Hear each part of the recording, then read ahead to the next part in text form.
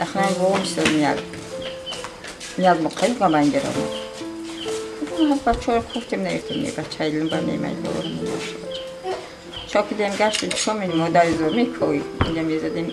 به فرای قدی بیالا میفتیم یک خوفتیم نرفتیم بیل گوری دنیا بود نمیشه تو کن خدم شد گیریم چیایی میکفته؟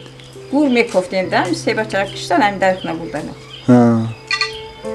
وای رو قبضان دم بهدور میشه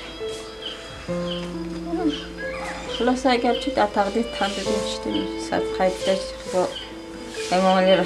چیک نگی بود خالقی پرسان گشته را بوار جام کرده بوار دینا خونه در کرده تو کرده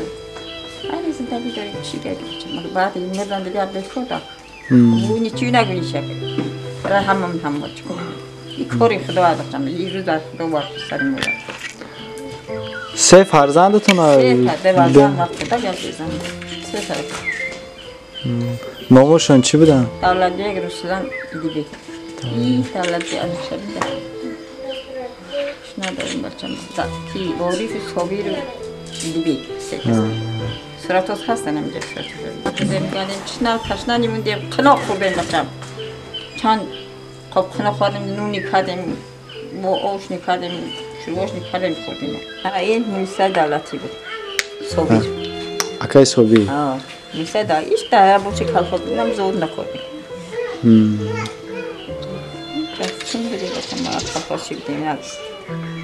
کارگر ندیم که مسئله چلا باشیم ایچ سالی چند در وضعیت جنگ از دست بودیم؟ همون سال هم یک سال مزنه کودک کشید